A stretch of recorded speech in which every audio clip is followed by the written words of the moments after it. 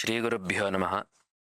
शारदां चन्द्रमौलीशं रत्नगर्भगणेश्वरं शङ्करं चर्ष्यशृङ्गेशं तुङ्गां लोकगुरून् भजे।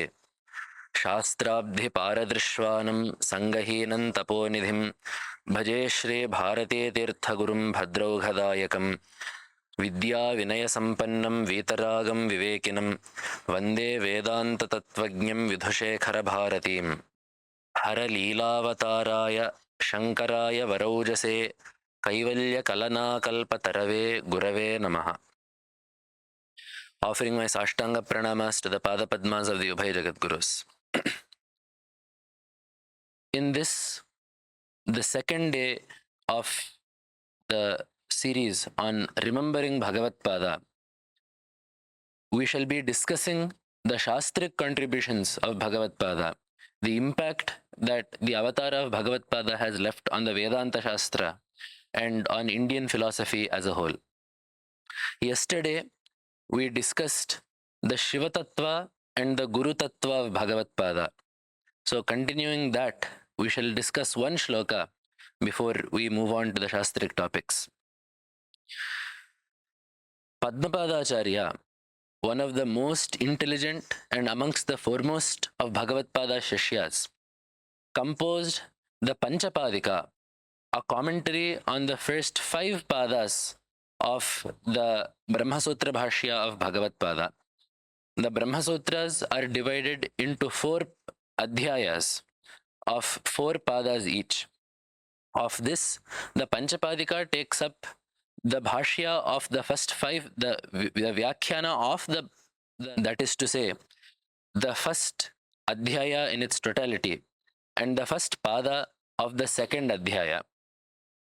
This is called the Panchapadika, and in it Padmapadacharya commences with a namaskara to his guru, Namamya Bhoga Parivara Sampadam Nirastabhuti Manumardha Vigraham Anugra Munmridita Kala Lanchanam Vina Vinayakam Apurva Shankaram.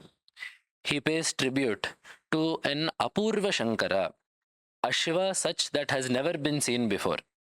We are used to seeing Shiva with certain qualities, that is to say, Bhoga Parivara Sampat. Bhogi Parivara Sampat. Bhogi refers to a snake. The body of a snake is called the Bhoga, or the hood of a snake is called a Bhoga. That which has a Bhoga is a Bhogin, a snake. Shiva's Parivaras and Sampat, his ornaments, are all made up of snakes. In the same way, Shiva is usually adorned with bhuti, that is to say bhasma, and he is Umardha Vigraha. Half of his body is comprised of Devi Uma. In the same way, he is known as Ugra. His name is Ugra because during the Samhara Kala, during the Pralaya Kala, he assumes a fierce form and carries out the dissolution of the cosmos. And he has a Kala Lanchana, a dark mark on his throat. And he is always united with Vinayaka, that is to say Ganesha. So this is the usual Shankara, the usual Shiva that we know. But in the Bhagavatpada Avatara, we see a completely new Shiva. Shiva, who until now was Bhogi Parivara Sampat, now suddenly has become Abhogi Parivara Sampat. His Parivara, his retinue now consists of Abhogis, as Bhagavatpada. A bhogi is not just a snake, but someone who enjoys bhogas. Abhogis are people who have renounced those bhogas, that is to say sannyasis. So in the Shankaravatara, Bhagavatpada is accompanied by a retinue of Paramahamsas. Nirasta bhutim. Here the word bhuti, when it applies to Bhagavatpada, does not mean bhasma, but rather it means Aishwarya. Bhuti refers to wealth or prosperity. Bhagavatpada is a sannyasi of the highest order and therefore has renounced all forms of wealth. There is one more Vyakhyana for this word, wherein Nirasta Bhuti means he who has renounced Bhasma also. Bhasma is a form of, it's a mark of the Vaidika Parampara. Those who follow the Vaidika Marga apply Bhasma, as Bhasma is the fruit of yagas and yajnas. Whenever you perform a yaga, a homa, or an ishti, what is left in the yaga, in the homa kunda, is Bhasma. So it is the vidhi that the remnant of Vaidika karmas, that is to say the bhasma, is applied across the body. That is why that has been the parampara for those in the Vaidika marga. But when we say that Bhagavatpada has left that also, such a Vyakhyan also exists. When we say that Bhagavatpada has left that also, it means that he is beyond the vidhis and nishedhas. Nistraya gunye pathi vicharatam ko vidhi ko nishedha. Once you have transcended the three gunas, once you have obtained Brahmajnana, there are no more vidhis and there are no more nishedhas. Saying that Bhagavatpada has left off even the vibhuti is a mark of saying that he has transcended the worldly bonds, he is beyond samsara, and therefore the vidhis and nishedhas do not apply to him. So there are two meanings for this word as it applies to Bhagavatpada. Anumardha Vigraham. Umardha Vigraham means he who has Uma as the half body in his in the half portion of his body. Here the negatory word of that becomes Anumardha Vigraham. However, here when it applies to Bhagavatpada, the split is slightly different. Anuma Ardha Vigraham. Anuma refers to Anumana. He for whose corpus of work Anumana forms half of it. So Bhagavatpada's style of commentating relies heavily on Nyaya as well as Vedanta. So when we look at the approach of Bhagavatpada, it is half comprised of Yukti, that is to say Anumana, and half comprised of Shruti. So we have said that his work is Anumardha Vigraham, his work in which the Tarka comprises half. As Bhagavatpada also said, Shrutimatas Tarko Sandhiyatam. Apply logic as propounded by the Vedas or in conjunction with the Vedas. So the logic in conjunction with the Vedas is Bhagavatpada's style. So in this, you have the logic and the Vedas, of which logic is half. So Anuma Ardha Vigraham. Logic forms half the corpus of Bhagavatpada's work. While Shiva is Umardha Vigraha, Bhagavatpada is Anumardha Vigraha. Then he is Anugra. Bhagavatpada is Anugra in the sense that he is always Shanta. Unmridita Kala Lanchanam. He has Unmridita. He has cast aside. He has destroyed the Kala Lanchana, the mark of Kala. Whereas for Shiva, the Kala Lanchana is the dark mark on his throat obtained by his drinking the poison from the Kshirasagara Mathana. Here in Bhagavatpada's case, there are two meanings usually given. One is that Kala means time, Kala Lanchana, time, Maya, these kinds of meanings are given. He has overcome all temporal confines. He has overcome Maya, which causes temporal confines. That is one meaning. The other meaning is that while Shiva has a dark mark on his throat, Bhagavatpada's throat, that is to say his speech, has no marks on it at all. Anukta Duruktyadi Doshaha Nasti. There is no word that Bhagavatpada has uttered that would cast a mark on his throat. Means that would say that would show that he has said anything that is improper. Nirastabhutim Anugram Unmridita Kalalanchanam Vina Vinayakam. Here also there is a shlesha, a double meaning used. While for Shiva he is always united with Vinayaka, Ganesha. Here Bhagavatpada is Vina Vinayaka. He has cast aside Vinayaka. Why would Bhagavatpada, who has written the Ganesha Bhujanga Stotra, Ganesha Pancharatna Stotra, why would he cast aside Ganesha? Here, the word Vinayaka does not refer to Ganesha, but rather to the Bauddhas. Shadabhigno Dashabalo Dvayavadi Vinayakaha. In the Amarakosha, the names of Buddha, Gautama Buddha, are enumerated. So here, one of the names is Shadabhignya Dashabala Vinayaka. So the word Vinayaka refers to the Buddha, and it is due to this that the Bauddhas are called Vainayakas. So Bhagavatpada, through his Vada, through the force of his debate and the force of his writings, has cast aside the Bauddhas as well, Vina Vinayakam. And because there are so many differences in the words from as they apply to Shiva usually and as they apply to Shiva in the avatar of Bhagavatpada, he is called Apurva Shankara, a Shiva such that we have never seen before. So paying homage to that Bhagavatpada, we shall now look at the contribution of Bhagavatpada to the Vedanta Shastra. The first thing that we have to see is how Bhagavatpada handled many darshanas. And as I had mentioned yesterday, we will be doing this, we will be looking at Bhagavatpada's avatara through the shlokas that previous Shastrakaras and previous Kavis have composed. So now we shall see how Bhagavatpada has dealt with various darshanas. So the main difference that all of these darshanas had was on the nature of the Atman. There is one Atma, there is a Chaitanya of the Jiva inside the body, that is the indweller of the body. What is the nature of that Atma? All the darshanas have different perspectives on this.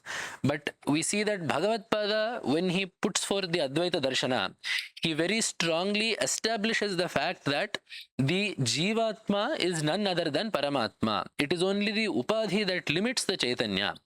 Chaitanya, when seen through the confines of the Antahkarana, that is to say, the mind, Chaitanya confined by the mind is the Jiva.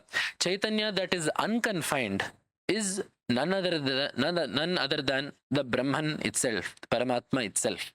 So, showing the differences of how the other darshanas viewed the Atma Padartha, and then showing how Bhagavatpada viewed the Atma Padartha, Vidyaranya Mahaswami writes a very beautiful shloka in the Madhaviya Shankara Digvijaya. Charvakair nihnataf prag balibhihi atha mrisharupam apadya guptah kauma kanadaihi ha niyojyo vyarache balavatakrishya kaumarilena सांख्यैराकृष्य हृत्वा मलमपि व्यथित यः प्रधानेकतन्त्रः रचितो यः प्रधानेकतन्त्रः कृष्ट्वा सर्वेश्वरन्तं व्यतनुत पुरुषं शङ्करः शङ्करांशः. So here Vidyaranya Mahaswami tells a small story and then applies it to the darshanas and their understanding of the Atma. There was once a Rajakumara, a prince, who was abducted by his enemies, who sought to finish him off in totality. But he was then saved by a group of allies, who then gave him a false identity and protected him for the time being. But then, in the meantime, he again ended up becoming kidnapped by another group, who then put him to work. This person, who is supposed to be the prince, became someone working at the whims and commands of someone else. Then one more group got him. He was rescued from the clutches of that group by yet another group, who then washed him, cleaned him, then made him, reinstalled him in the kingdom, but put him under the power of his ministers. So he is back in the kingdom, but he is listening, he is sitting on the throne, but it is his ministers who are running the kingdom. His ministers are commanding the forces of the kingdom. He himself, although he is on the crown, although the prince is on the throne, he is not wielding the power. It is the ministers who are wielding the power. And then in the end, Bhagavatpada came and crowned him king with the full powers of the kingdom. He is now in full control of the kingdom, and the ministers are carrying out his orders. The ministers are not working on their own in sovereignty. So this is one story that Vidyaranya Mahaswami has told. And then this story is then applied to the darshanas and their understanding of the Atma Padartha. In the beginning so in this story, the Atma is this crown prince. The Charvakas came in the beginning and sought to kill the prince called the Atma. The Charvakas say that there is no Atma separate from the body. There is no Chaitanya that is separate from the body. The individual exists as long as the body exists. Once the body dies, the individual also is gone. That is the Siddhanta of the Charvakas, wherein an Atma separate from the body is denounced completely. So this is akin to them seeking to wipe out the Atma, the prince called the Atma. But through the force of logic, the Nyaya Darshana, the followers of Kanada Maharshi, or the followers of the Siddhanta created by Kanada Maharshi, they saved the existence of the Atma from the Charvakas, where the Charvakas sought to wipe out the very existence of the Atma. The Kanadas, the Nayayikas came, the Nayayikas, Vaisheshikas, the two we can take in conjunction. So the Nayayikas came, the Nyaya school came and said, no, we will protect this Atma from the clutches of the Charvakas, saying that there is an Atma. An Atma does exist aside from the body, because we see that Someone who has lost a part of the limb does not lose a sense of the I-ness within the body. If the body and the Atma were to be the same, the second a part of the body were lost, you would have to experience a drop in the feeling of I-ness. However, that is not the case. This points to the fact that there is an Atma separate from the body. However, the Nayayika, the Nyaya school's view of the Atma is not what the Atma actually is. So when we say what the Atma actually is, it is what the Vedanta school proclaims Atma to be. That is to say, the pure Satchidananda Lakshana. However, the Nirguna Atma. However, the Nyaya school of thought says that Atma is Saguna, and there are some gunas existent in the Atma, such as Jnana. Jnana is a guna in the Nyaya school of thought. The Atma is where knowledge occurs. The Atma is not of the nature of Jnana. As we say, the Atma is Satyam Jnanam Anantam. For the Nyaya school, though, the Atma is not Jnana, but the Atma has Jnana. So here the shloka says that the Atma was saved by the Nyaya school from the Charvakas, but the Atma was still not accepted in its true form. It was given a false identity, that of the Jnana Ashraya as Saguna. Then from this Nyaya school too, the Kaumarilas came, that is to say the Mimamsakas came. They dragged this prince called the Atma away from the Nayayikas and they set him to work, because the Mimamsa school of thought says that the highest goal that a jiva can achieve is doing work, doing karma, doing more karma, going to Swarga, obtaining the fruits of that karma, coming back and doing more karma. There is no such thing as jnana giving moksha. So the job of this jiva, that is to say this jivatma, is to always be enjoined in karma. Veda tells you keep doing karma for as long as the srishti continues. So this prince called the Jivatma has been rescued from the Kanadas, but he has been set to constantly toil under the yoke of the Mimamsaka. From the Mimamsaka also, now this Jivatma has been rescued by the Sankhya. But the difference is he has been made Pradhanaika Tantra. In Sanskrita, the word Pradhana means minister. The word Pradhana in Shastra also means Prakriti. So in the Sankhyan school of thought, the Purusha is separate from Prakriti and he is Jna, he is the cognizer of the world. However, it is Prakriti that is the Kartri. Prakriti is responsible for the working of the world, for the creation of the world independently. Prakriti does not work as per the Purusha's order, but Prakriti works independently. They liken it to a mahout sitting on an elephant, in the sense that the elephant walks on its own. The mahout does not have to walk. The mahout just sits on top of the elephant. So in this way, the Sankhyan school saved the Jivatma from having to work under the command of the Mimamsaka, but yet he is still, so now he is once again enthroned in his kingdom, this Jivatma, but he is Pradhaneka Tantra. He is beholden to the desires and the commands of his ministers.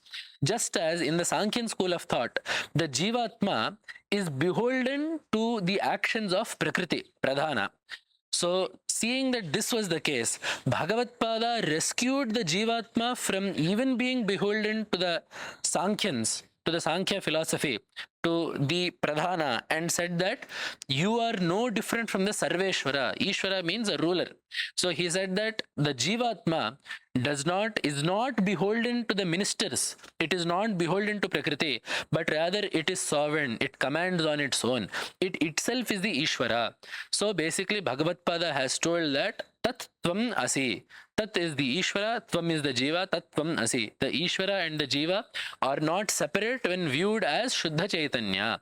It is only when you apply the limiting factor of the mind to Chaitanya that the Jiva becomes separate from Ishvara.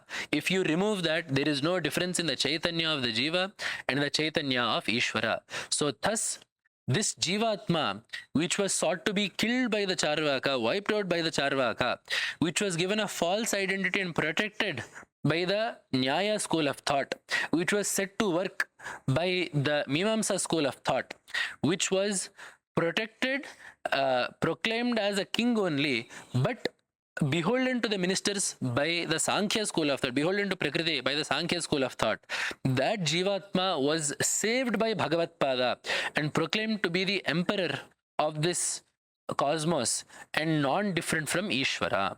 So thus we see that Bhagavatpada has established this Advaya nature of Atma, this Advaitic nature of Atma, having refuted the other schools of thought. In that day and age, Kumarila Bhatta had already done great work in refuting the Nastika Siddhantas as they sought to condemn the Vedika darshanas, that is to say the Bauddhas, Jainas, their schools of thought. So once Bhagavatpada appeared on the scene, Bhagavatpada also then had to deal with some of the Vedika darshanas, mainly the Mimamsakas and the Sankhyas, the Nayayikas too, of course. But the Mimamsakas posed a particular challenge.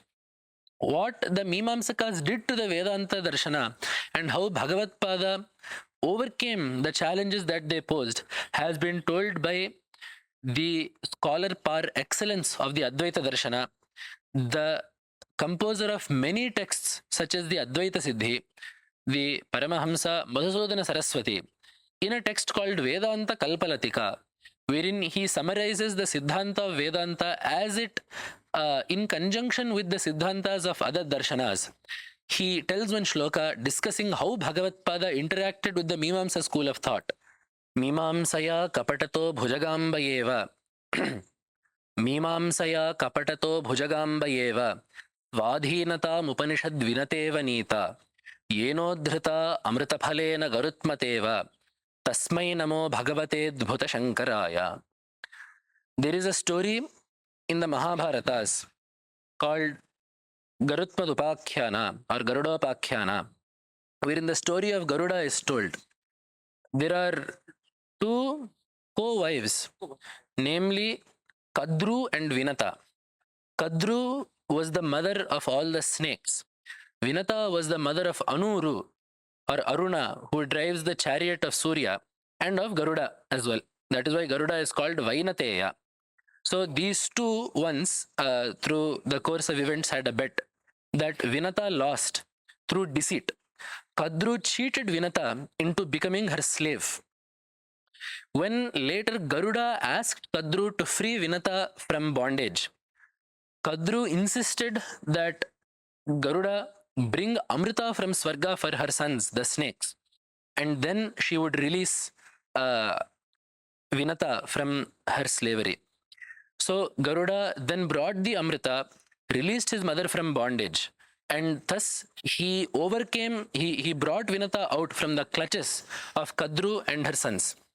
This story is now applied by Madhusudana Saraswati to the interactions between Bhagavatpada and the Mimamsa Darshana.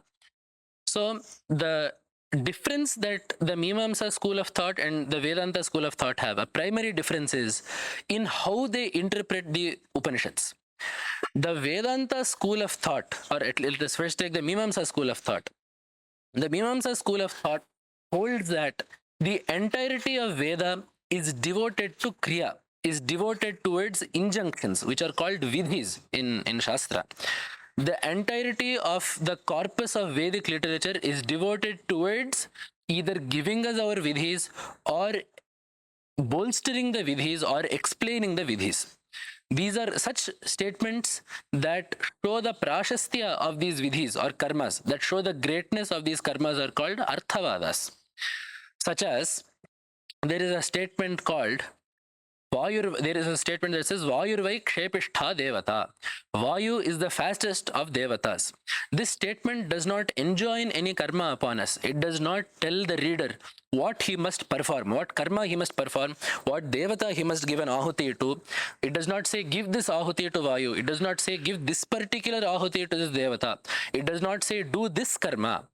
All it states is that Vayu is the fastest among Devatas. However, the actual Vidhivakya for this is Vayavyam Shvetam Alabheta. There is you should give an ahuti to Vayu. Why should you give this ahuti to Vayu? Because Vayu is the fastest of all Devatas and he will ensure that the phala is also obtained in a very speedy way, in a rapid fashion. So in this way, this Vayurvai Kshepishtha Devata does not convey a meaning of its own, but rather it shows the greatness of giving an ahuti to Vayu. That is to say, the Vidhivakya. It supports the Vidhivakya. It does not have an independent meaning of, or it does not convey an independent meaning of its own. In the same way, because the Vedantas, the Upanishads, do not enjoin any karma upon us, all they do is tell us the true nature of the Jiva and say that the Jiva is no different from Paramatma. The Mimamsa school of thought says that the Vedantas do not convey an independent meaning of their own. Then what is the point of the Vedantas? Just as this statement that Vayu is the fastest among Devatas is not intended to convey the fact that Vayu is quick among Devatas, but is instead intended to convey the greatness of Vayu and the offering of an ahuti to him, which has been enjoined upon the Yajna Karta.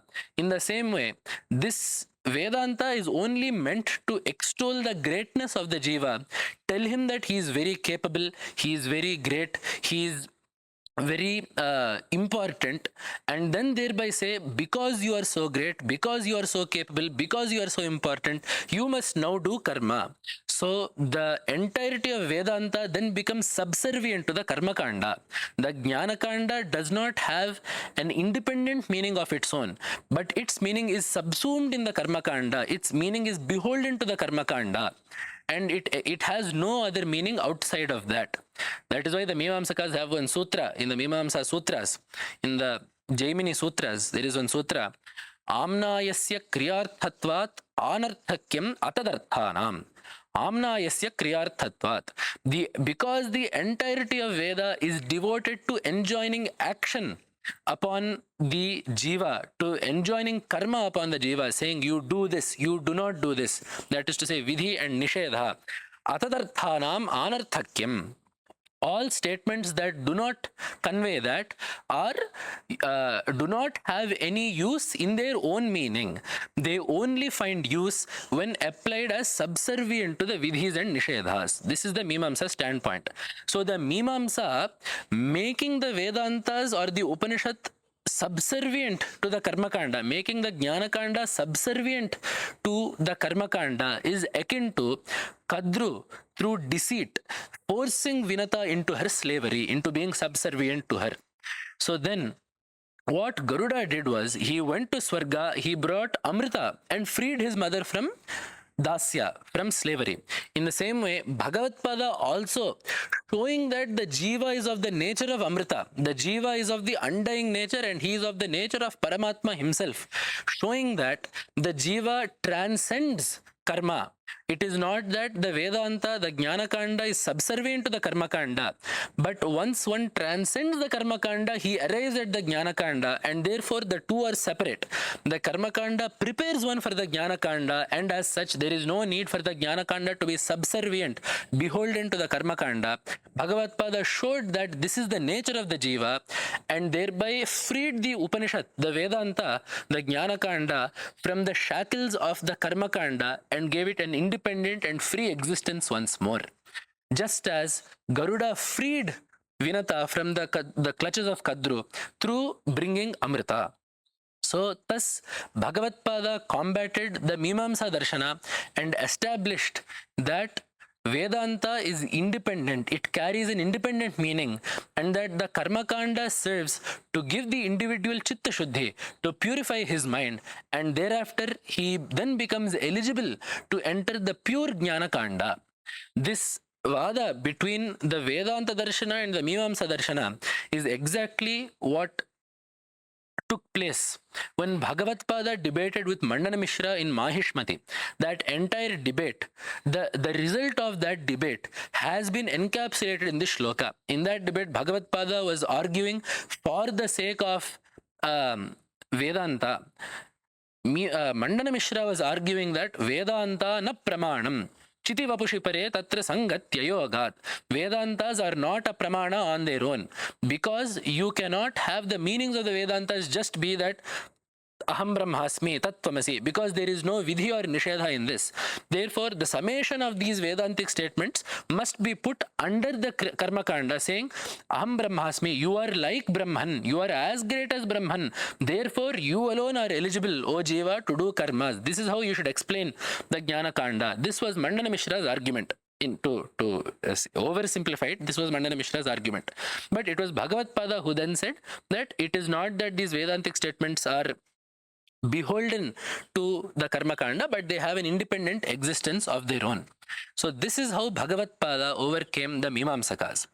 However, the main opponent of the Vedantin in the Sutra Bhashya is the Sankhya. We see that, however, thus Bhagavatpada refuted the Mimamsa Darshana also and provided the correct understanding of how to take in the Upanishads and the Jnana Kanda. Thereafter, we see though that in Bhagavatpada's works, specifically in the Sutra Bhashya, the main opponent of the Vedantin is the Sankhya Darshana. This is because, interestingly enough, out of all the darshanas, it is the Sankhya that is the closest to Vedanta in terms of its holdings. Because Sankhya is the strongest darshana, the closest to the truth out of all the others, we took Sankhya up as the main opponent. This is called Pradhana Malla Nibarhana Nyaya. So, there are wrestlers A, B, C and D. Wrestler B has defeated C and D. If wrestler A defeats wrestler B, there is no need for wrestler A to separately fight C and D, because he has defeated the wrestler who has also defeated C and D. In the same way, this is called Pradhana Malla Nibarhana Nyaya, defeating the foremost wrestler. So if the Vedantin defeats the Sankhya, who has already defeated the Naiyayikas, the Bauddhas, the Jainas, etc., then it will be as though everything else has been refuted. So many a time, Bhagavatpada takes up the refutation of the Sankhyas, and indeed in the Sutras also, in the Brahma Sutras also, starting from Ikshater Na Shabdam, it is the first darshana to be refuted is the Sankhya Darshana in the Vedanta Sutras. So, with regards to this, the difference is though here, the difference that the Sankhya has from the Mimamsaka is that the Sankhya also takes the Vedanta Vakyas as Pramana. He does not say that the Vedantas do not have any Pramanya the way the Mimamsaka does. The Sankhya accepts that the Vedantas are a Pramana on their own, but he says that the Jagat Karana is Prakriti on its own. He does not say that Brahman is the Jagat Karana through Prakriti. Rather, he says Prakriti is the Jagat Karana while the Purusha just watches. This also is not acceptable to the Vedantins. But it becomes very close. The Sankhya Darshana is very close to the Vedanta Darshana, because both these darshanas accept the intrinsic validity of the Upanishads and the Jnana Kanda. So it becomes very difficult to discern what is actually the intent of the Upanishads and what was not when we look at the Sankhya Darshana and the Vedanta Darshana. Therefore, Amalananda Yati writes in the Kalpataru, which is a Vyakhyana of Bhamati. This Kalpataru was then commentated on by Appaya Dikshitendra in the Parimala. But this Kalpataru on its own is the Vyakhyana of Bhamati, which is a Vyakhyana of the Brahma Sutra Bhashya of Bhagavatpada. So in this Kalpataru, Amalananda Yati writes, Vedantartha tadabhasa Shira Nira Vivekinam Namami Bhagavatpadam Parahamsa Dhurandharam. As we know, sannyasis are called Parahamsas or Paramahamsas, the greatest of sannyasis. Loke talloke tattvavit hamsaha, loke esmin parahamsakaha. Vidyaranya Mahaswami writes in the Jivan Mukti Viveka. So the sannyasi who gets Brahmajnana in Brahmaloka is called a Hamsa sannyasi. The sannyasi who gets Brahmajnana here and now, who is a Jivan Mukta, is called a Paramahamsa. Bhagavatpada is such a Paramahamsa. Namami Bhagavatpadam Parahamsa Dhurandharam, the greatest of the Paramahamsas. As you know, the word Hamsa also refers to the swan. The swan that has, as per the Kavisamaya, the poetic constructs of Sanskrit poetry, that has the ability to separate milk from water. Milk being the more valuable of the two, the swan supposedly has the ability to separate milk from water and only drink the milk and leave the water behind. In the same way, Bhagavatpada, being a Paramahamsa, performed a very unique task, that Vedantartha tad abhasa nirakshira vivekinam. He separated out the Vedantartha and Vedantartha abhasa, that which seems like the true meaning of the Upanishads and the actual meaning of Upanishads. These two were clearly separated and shown by Bhagavatpada. So the Vedanta school of thought shows the actual meaning of the Upanishads, whereas the Sankhyan school of thought shows what appears to be the true meaning of the Upanishads. It is Bhagavatpada that divided these two, set aside what appears to be the true meaning of the Upanishads, that is to say the Sankhyan philosophy, and established only the true meaning of the Upanishads, which is to say the Vedantic philosophy. We see that he does this in many places, obviously through the Sutra Bhashya, the Ikshater Nashabdam, the Sankhyan says that it is Prakriti that is the Jagat Karana. They take up the Aja mantra. Ajamekan lohita shukla krishnam bahvim prajam janayantim sarupam ajohyeko jushamananushete jahatyenam bhukta bhoga majonyaha. So Ajamekam bahvim prajam janayantim ajahekaha anushete. So there is one Aja, that is to say Avidya, Maya, Prakriti, that is giving rise to all the praja. They take up this Veda mantra itself to show that it is Prakriti that is giving rise to all the praja, that is giving rise to the Jagat on its own. And the Purusha is just Anushete, he is just watching her as the Prakriti gives rise to all of this. And the Purusha, who is still an Ajnani, watches the Prakriti as she gives rise to all this. Bhukta bhogam anyaha purusha jahati. The Jiva who knows, he who knows the difference, knows that the Purusha is separate from Prakriti, then becomes detached from her and just watches her doing her work. This is how the Sankhya interprets this Upanishad mantra. But Bhagavatpada then comes and says this is not the proper interpretation of the mantra. This mantra is not meant to tell that Prakriti is independently giving rise to the universe, but Prakriti, through the force of Paramatma or through the direction of Paramatma, gives rise to all of this. That is what this mantra means. How do we know this? Because Prakriti cannot act independently. That is what the first, after the Chatussutra, the fifth Brahma Sutra is Ikshater Nashabdam. Prakriti is not the Jagat Karana because it has not been discussed as the Jagat Karana in the Upanishads. Then we get the doubt, this mantra is talking about Prakriti as the Jagat Karana. Then we say Ikshatehe. It is not possible that Prakriti is the Jagat Karana because the Jagat Karana is told to have done Ikshana. Tad Aikshata is what the Chandogya Upanishad tells. Before doing Srishti of this Jagat, the Jagat Karana had a Sankalpa that it should create. Bahusyam Prajayeya. The Jagat Karana undertook a Sankalpa. It wished to create. Wishing or deciding is not possible for a Jada Vastu. Prakriti is not Chetana, Prakriti is Jada.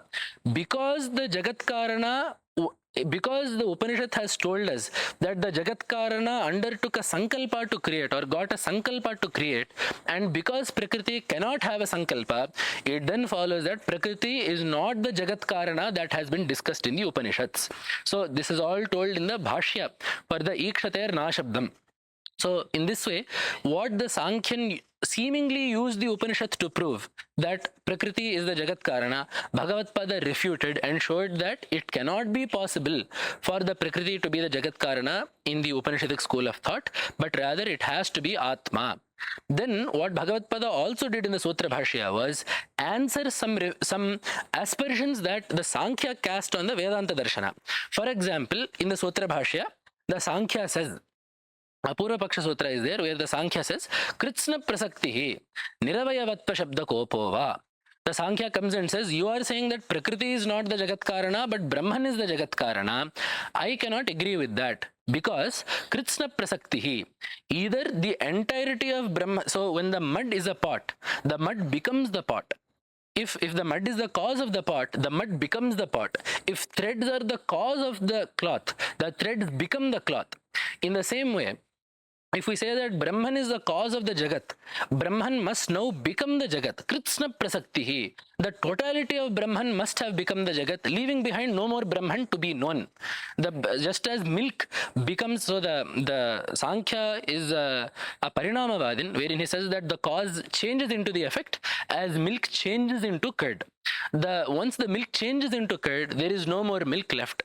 So if this is the case, just as if Brahman has become the Jagat, then there is no more Brahman left that you can then know and get moksha. To get moksha. So Brahman cannot have become the Jagat in its totality. If you say no, half of Brahman became the Jagat, one part of Brahman became the Jagat, one more part of Brahman remained as Brahman. Just as if you have 1 liter of milk, you can set aside half a liter to become curd, and one half you can leave as milk. In the same way, one part of Brahman became the Jagat, one part of Brahman remained as Brahman. If you say this, then you will be contradicting your own statement that Brahman is Niravayava, Niravayavatva Shabda Kopova. The Niravayavatva Shabda, the Vedic statement that the Purusha is Niravayava, you will be contradicting that, because the Upanishad says Nishkalam Nishkriyam Shantam Niravadyam Niranjanam. The Shvetashvatara Upanishad says Nishkalam. Kala is a fragment or a portion. Nishkalam, it is unfragmented, it is indivisible. This Brahma Padartha does not have various parts that come together to make a whole. It by itself is a whole. It does not have parts to it. It is indivisible. So either a part of Brahman should have become the Jagat. This is not possible because Veda is saying that Brahman is indivisible. Or Brahman in its totality should have become the Jagat, which then does not fit your statement that Brahman must be known for moksha, because if Brahman has become the Jagat, then there is no more Brahman left. There is only the Jagat, and there is no more Brahman left to be known for the obtainment of moksha. So our Siddhanta only is correct, wherein the Atma remains, and it is Prakriti that becomes the Jagat, leaving Atma as Atma. This is what the Sankhyan has said. The reply to this is that is why we do not accept the Parinamavada. We do not accept the cause actually become the effect. We accept the cause apparently becoming the effect. The cause does not actually transform, but the cause only appears to transform into the effect. The transformation is not real. Brahman only appears as the world. It does not actually become the world. Therefore, there is no question of a part of Brahman becoming the world, or Brahman in its totality becoming the world and disappearing as Brahman. Then the Sankhyan asks, do you have any proof for this? Is there any place where this happens? Then there is one sutra, Atmani Chaivam Vichitraschahi. We see many srishtis of this nature happening within the Atma itself at night when we sleep. The Jiva, when he goes to sleep, in the Swapna Prapancha, he himself creates many worlds, he creates many characters, animals, beings, buildings, trees. He creates all of this in himself. It is the Atma that becomes all of this. But yet, the Atma itself is untouched. No one will say that a part of the Atma has become the dream and one part is still sleeping. No one says the Atma has become the dream and that there is no more Atma left. In the same way, Brahman also has only appeared to be the Jagat, the way that the Atma only appears as the objects in the dream. This is the way that Bhagavatpada has refuted the Sankhyan standpoint. And then, of course, Bhagavatpada gave us the heart of Vedanta, gave us the true purport of the Upanishads as it is, and thereby also gave us the true purport of Vyasa Maharshi. When Vyasa Maharshi penned the Brahma Sutras, whatever intent Vyasa Maharshi had in mind, Bhagavatpada gave us that as it is, by showing us the true meanings of the Upanishads. This has been told to us by the Sarvajñatma Muni in the Sankshepa Shariraka Grantha.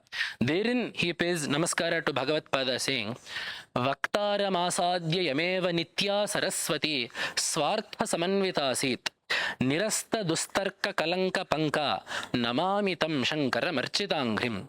I do namaskara to Bhagavatpada, who is Architangri, whose feet are worshipped by all Astikas, and by whom Nitya Saraswati, the eternal words of the Vedas, became Swartha Samanvita, found their true meaning, having obtained which speaker? Yam Vaktara Masadya Nitya Saraswati Swartha Samanvita Asit. Having obtained Bhagavatpada as its commentator, the eternal words of the Vedas found their true meaning and became bereft of all the improper meanings. Nirasta dustarka kalanka panka. They were freed of all the mud and the mire of improper commentaries. To such a Shankaracharya, we offer our namaskaras. And we have the affirmation. So we all astikas know that Vyasa Maharshi knows the true meaning of the Upanishads, which is why he was able to compose the Brahma Sutras, giving us interpreting the Upanishads in a proper way. So if we can understand the Brahma Sutras, we will have understood the true meaning of the Upanishads, the Swartha of the Upanishads. We have the testimony of Vyasa Maharshi himself, that Bhagavatpada has understood the Vyasa Sutras correctly. In the Shankara Digvijaya, Vyasa Maharshi comes to Shankaracharya and says, Vyakya api bahubhi kavibhih pura. My Brahma Sutras have been commentated upon by many people before me. Vyakhyasyatecha. It will be commentated upon in the future too. But none of them know my Hridaya as well as you have. Because the sutras of Vyasa Maharshi are not easy to understand. The very nature of a sutra is that it is very short and concise, and thereby it is difficult to understand. There Vyasa Maharshi tells Bhagavatpada in the Digvijaya, Bahvartha garbhani laghuni yani nigudha bhavani cha matkritani tvameva mitham virahaya nasti yastani samyak vivaritu mishte. What is the nature of my sutras? Bahvartha garbhani. The sutras are potent with meaning. They are pregnant with meaning. They have great purport behind them. Laghuni, they are very short sometimes. If you have to convey a large meaning or a great meaning, you will need to use more sentences. But the sutras are laghuni, very short. Bahvartha nigudha bhavani. The meaning of them may also not be very apparent. The purport is great, they are short, and the meaning may also not be very apparent. But all of those sutras, Tvam itham virahaya, besides you, nasti yahatan samyak vivaritum ishte. There is no one else besides you who can properly do vyakhyana of them. And we see this, that one of the greatest contributions that Bhagavatpada did in his Sutra Bhashya, that all the later Bhashyakaras, anyone else of other schools of thought who wrote a Bhashya, that they all lived off of, is that Bhagavatpada gave the Vishaya Vakyas for the Sutra. Otherwise, it is near impossible to figure out what Upanishad Vakya that this Sutra is talking about. For example, there is one Sutra that Vyasa Maharshi wrote in the Brahma Sutras, Sahakaryantara vidhihi pakshena tritiyam tadvataha vidyadivat. Sahakaryantara vidhihi pakshena tritiyam tadvataha vidyadivat. What Vedavakya that this statement is referring to is near impossible to discern. Sahakaryantara vidhihi, the Sahakaras also are a vidhi, pakshena, in a certain way. Tritiyam, the third also is of that nature. Tadvataha, for he who has that. Vidyadivat, just in the case of vidhis. In all of this, how do we understand the Vedavakya that this sutra is supposed to apply to? It is Bhagavatpada that understands that the Tritiyam here means the third of the Balya, Panditya and Mauna talked about in the Brihadaranyaka Upanishad. Therein it is said that Tasmat Brahmanav Balyam Nirvidya Tishtaset Balyancha Pandityancha Nirvidya Atha Munihi. That is the statement of the Brihadaranyaka Upanishad. One should get Balya, then one should get Balya and Panditya. Then after getting Balya and Panditya, Atha Munihi. This Atha Munihi. So then he should get Mauna. So is this Mauna also a vidhi or not? Because we see that there is an injunction. Balyam nirvidya tishtaset. He should get this Balya. Balyancha Pandityancha nirvidya tishtaset. He should get this Balya and Panditya. These are both vidhis, these are injunctions. But after that it only says Atha Munihi. Then he is a Muni. Does it mean that then he is a Muni, or then the nature of a Muni is Mauna? Or does it mean that he should then get Mauna? So here the Balya and Panditya refer to Shravana and Manana. Then the Mauna refers to Nididhyasana. So this statement in the Brihadaranyaka Upanishad is saying he should do Shravana, then he should do Shravana and Manana, then he should do Nididhyasana. So the question is whether this Mauna is the object of a Vidhi or not. So there Bhagavatpada said Sahakaryantara Vidhi. The Sahakaris are also a Vidhi, just as in the case of actual Vidhis. So in the case of the Karmakanda, just as the Pradhana Karma gets a Vidhi, and also the Angas also have a Vidhis, the Sahakaris of that Karma also undergo a Vidhi, also have injunctions. In the same way, the Vichara and the Shravana and Manana are also Vidhis. The Mauna, the Munitva is also a Vidhi. That is, or is also enjoined upon the Sadhaka. That is what Bhagavatpada is saying. But in this, the Sahakaryantara Vidhi Pakshena Tritiyam Tadvataha. Tadvataha means Maunavataha. Itukte Munehe, a sannyasi, for a sannyasi. So Tadvataha Vidyadivata, as in the case of Vidhis. That is what the sutra means in a very short nutshell. So, but it is impossible to realize that this sutra applies to or is referring to that statement in the Brihadaranyaka Upanishad, because there is little to no connection between the two. But only if you take that statement does this sutra make perfect sense. In the same way, there are, as Vyasa Maharishi said, some are laghuni, some are very short. If they are very short, we don't understand what that sutra is trying to tell us. So in the first adhyaya, in the third pada, we have one sutra that just says Kampanat. That is the entirety of the sutra. What does this Kampanat mean? What is this adhyaya is meant to show that the Jagatkarana, the purport of all the Vedantas, the Samanvaya of all the Vedanta Vakyas is in Brahman, is in the Advitiya Brahman alone. As part of that, this Kampanadhikarana, it just says Kampanat. What is this Kampana? Where did this Kampana come from? What mantra is this referring to? It is very tough to understand this. It is only Bhagavatpada who is able to catch the true intent of Vyasa Maharshi and quote the relevant mantra from the Upanishads, in the Kathopanishad, wherein it says, Ya idam kincha jagat sarvam prana ejati nisritam mahadbhayam vajramudyatam ya etad vidur amritaste bhavanti. This is the mantra from the Kathopanishad. Yaspin prane idam nisritam jagat ejati. Due to which entity, which here is referred to by the word prana, this entire world ejati, moves. Mahadbhayam vajramudyatam, as if it is a fearsome wielder of a thunderbolt. Those who know that entity will get amritatva. They will attain moksha. That is what this mantra means. So what is the sambandha, what is the connection between the Kampanat Sutra and this statement? Here it says prane ejati jagat. This ejati means to move or to shake. So if you look at the meaning of this ejra dhatu, the Aupadeshika meaning, that is to say the meaning that Panini Maharshi has given us in the dhatu patha, the meaning of this ejra dhatu, this verb is ejra kampane. That is the way that this dhatu has, the definition of this dhatu is done. Ejra kampane. So that is the kampana that Bhagavatpada has, that Vyasa Maharshi has taken there as kampanat. Because it is this Brahman that has been talked about that has been spoken about in this mantra. It is Brahman alone that is the Ishvara of this Jagat, that is the Sthitikarta of this Jagat. So because it is due to Brahman that ejana, kampana happens in this Jagat. Brahman alone is the Ishvara of this Jagat and also the Sthitikaraka. It is due to Brahman that the entire world runs in place. Because immediately the next mantra in the Kathopanishad is Bhayad Indrascha Vayuscha Mrityurdhavati Panchamaha. It is due to fear of this Paramatma that Bhayat Suryastapati. It is due to fear of this Paramatma that Surya burns. It is due to fear of this Paramatma that Agni burns. It is due to fear of this Paramatma that Indra, Agni, Vayu, they all do their job. That is why in this Katha mantra, Ishvara has been described as Mahadbhayam Vajramudyatam.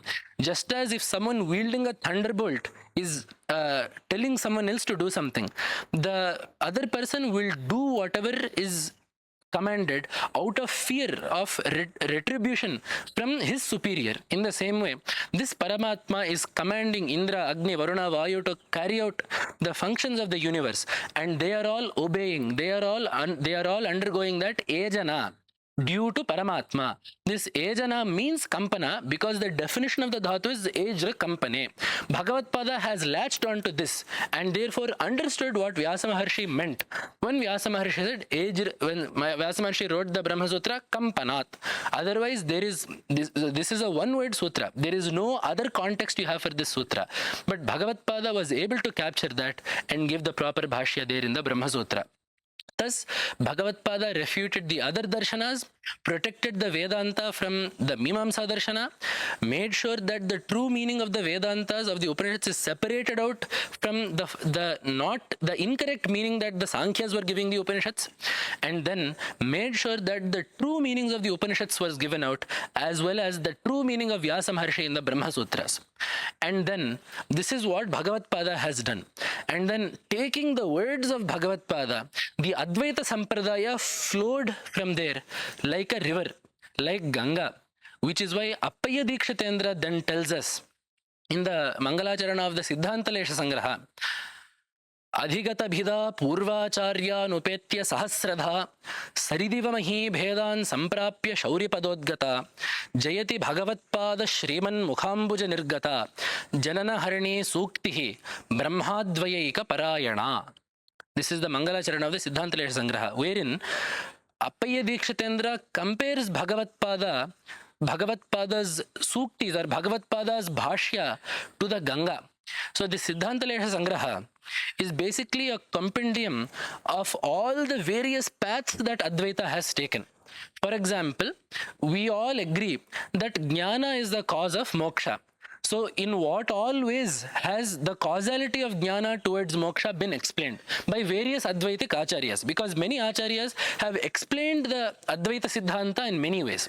Appaya Dikshatendra has collected all of those things and presents them all saying, this acharya explained this concept in this way, this acharya explained this concept in this way, this acharya explained the same concept in this way, and thus has made a massive compendium, arguably one of amongst his magnum opus, that this Siddhantalesha Sangraha stands as a compilation of all of the various sub-schools of Advaitic thought. All of these stem from Bhagavatpada. The entire gamut of Advaitic literature has Bhagavatpada's bhashya alone as its support. That is being brought out here, that Adhigata Bhida Purvacharya Nupet. So first of all, let us see what Ganga does. Appaya Dikshatendra says, Saridiva Mahi Bhedan Samprapya Shauri Padodgata. Ganga emerged from Bhagavan's feet. Vishnu Padodbhavi Ganga. Vishnupadi Ganga is called. She was born from Vishnu's feet, flowed out, and then Adhigata Saridiva Mahi Bhedan Samprapya Adhigata Bhida. Due to its flowing over land that is variegated, some land is goes downward, some land goes up, some parts of the land have trenches, some parts of the land are riverbeds. Due to its flowing across a wide expanse of variegated land, Ganga also splits into many tributaries. It splits into many streams. In the same way, the bhashya or the Advaita Jnana of Bhagavatpada flowing from Bhagavatpada's mouth, as Ganga flowed from Bhagavan's padas, the bhashya that flowed from Bhagavatpada's mouth, having come across many acharyas, undertook many forms. Adhigata Bhida Purvacharya Anupetya Sahasradha. So this is one similarity between Ganga and Bhagavatpada's bhashya, that due to obtaining many regions, it has split into 1,000 different streams. Just as the Ganga splits into many streams, the Advaitic stream of thought that emerged from Bhagavatpada, or that carried out of Bhagavatpada, has also multiplied manifold, having obtained many acharyas. There is one more similarity between the Ganga and Bhagavatpada.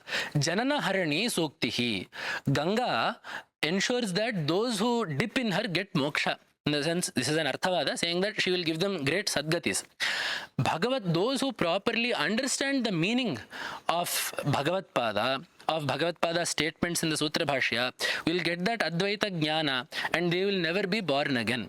So that is one more meaning that is there in this shloka. So it is through this shloka of Dikshitendra, we see that it is Bhagavatpada alone, the entirety of Advaitic literature. So in the previous shloka, wherein we saw that Bhagavatpada did the Vyakhyan of the Vyasa Sutras, gave the proper meaning of the Vyasa Sutras, and Bhagavatpada was able to identify the proper Vishaya Vakya for each Brahma Sutra, after which all other Vedantic schools of thought then were able to use some Vishaya Vakyas to show their own schools in the Vyasa Sutras.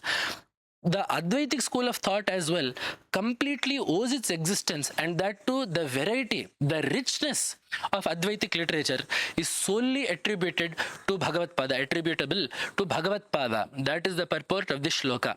So, doing namaskara to that Bhagavatpada, who is the foundation upon which this Advaitic Darshana stands. And also Vidyaranya Mahaswami also says in the Shankara Digvijaya, Amnayan Talavala Vimalatara Sureshadi Vakyambu Sikta. He says that the Same Somavatam Savatara Guru Vacho Valli Rastu Prashastye. May the creeper of Bhagavatpada's Vak, the Bhashyas of Bhagavatpada, akin to a vine, may that give me Shreyas. And this vine is planted in the bed of the Amnayantas. Amnayanta Alavala. The Alavala, the bed of this creeper, is the Amnayantas, the Vedantas. And then this creeper was watered by the Vimalatara Sureshadi Vakyambu Sikta, by the Bhashyas and commentaries of those such as Sureshwaracharya, Padmapadacharya, Vachaspati Mishra, etc. The words of all of these acharyas have watered this creeper of Bhagavatpada's words and have ensured that it spreads ever more and flowers even more and blossoms even more. So may that Sukti of Bhagavatpada, may that creeper of Bhagavatpada's speech give me Shreyas. This is one more way that Vidyaranya Mahaswami has described Bhagavatpada's Bhashyas. So, in summary, the contribution of Bhagavatpada to the Advaitic school of thought, to the Vedantic school of thought, to the Upanishads as a whole, to Sanatana Dharma's understanding of philosophy as a whole is unparalleled. There is no one else that has done as much. And as we have seen in these verses, when it comes to dealing with other darshanas, when it comes to still accepting Mimamsa and Sankhya to some degree, but still ensuring that the Upanishadic meaning was not corrupted by other darshanas, by ensuring that the Advaitic corpus of literature is paripushta, is well maintained, Bhagavatpada alone was capable of doing all of this. So once again paying our namaskaras to that Bhashyakara, who was the Margadarshaka for so many more Shastrakaras to come. Tomorrow, we shall look at the last part. As we said yesterday, we took that one shloka. Yat Padambuja Chintanam Tanumatam Santana Shakhayate. So we looked at Bhagavatpada as the Guru and as Shiva, whose mere remembrance itself gives us all our wishes, fulfills our desires. Then we have seen today Bhashyam Yad Bhanitan Chirantanagavi Hayangavinayate. We have seen how the Bhashya of Bhagavatpada, the Shastric treatises of Bhagavatpada, how they are truly the essence of the Upanishads and have conveyed the message of Vedanta and have protected the message of Vedanta. Tomorrow we shall see, yes, Yajna Khila Loka Mauli Valabhi Mala Sumalayate. We shall see in the third and final day of this 3-day lecture series, we shall see what all Ajnas Bhagavatpada has done for us, what all systems Bhagavatpada has left for us to follow, what all Bhagavatpada has given Astikas to enjoy that has lasted centuries, the last 12 centuries and even more centuries to come. All of that, the Avatara Karya of Bhagavatpada that was left for us to this day, will form the topic of tomorrow's talk. Ityesha Vangmayi Poja Srimad Shankarapada Arpita Tena Devesha Priyatamme Sadashivaha Namah Shankaraya.